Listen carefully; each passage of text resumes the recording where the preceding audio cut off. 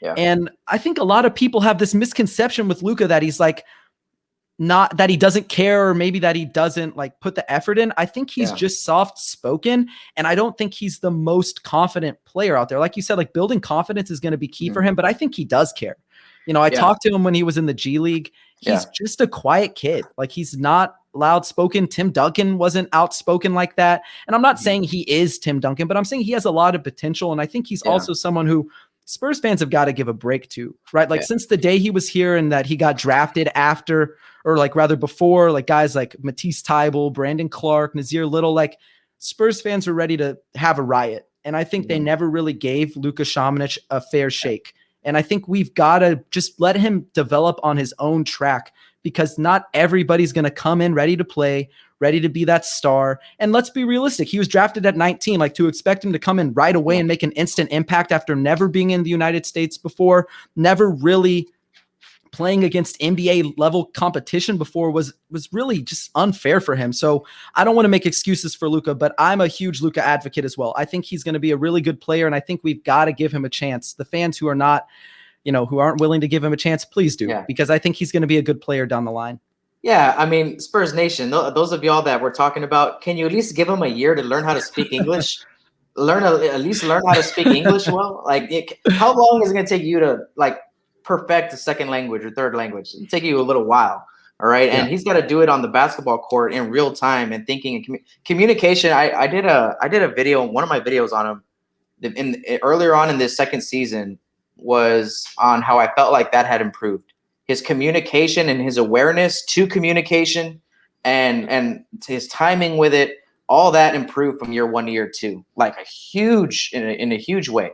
So the first year one, he was kind of, I saw him in Austin a few times. He was a little slow on the rotation. I saw him at Summer League in his rookie season. I saw him there too. And he's been growing every single step of the way. So yeah, like give him a break. Yeah, he's got a huge skill set at the 4 spot. He might be able to play small ball 5.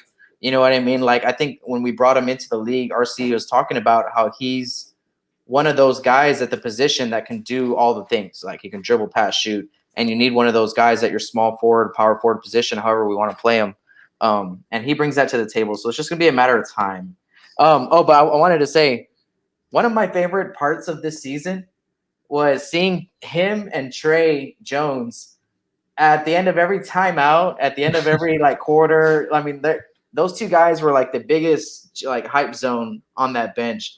They came out and gave everybody dabs after every timeout, and then they would give each other a dab. I don't know if you saw that. Them two would go out together, dab up everybody, and when they're the last two coming back, they'd look at each other and then dab each other up. I'm like, cool. So he's got a friend now. I'm like, Luka's got like a homie. I mean, not that. Absolutely, yeah. I know what you mean. Not that like Keldon wasn't his friend. Like him, Keldon, and Quindary, they came into the league together. They went to Vegas together. They built. That's funny because I remember talking about this one of my first podcasts after they got drafted. How I felt them three, and I still believe in Quindary, but them three are going to have a long Spurs career, and they're going to have such a great bond. They're going to have such a great friendship, and it's going to transfer to the court. And I think that it already has. I think Luka picked up a lot from Keldon on like playing hard, on what playing hard in the NBA looks like, and how you can be successful playing your ass off in the NBA. I think Luka learned that from Keldon playing in Austin together, right? And so I think that's already transferring over to this season for Luka. So yeah, but it seems like now he's got like a cool buddy in Trey.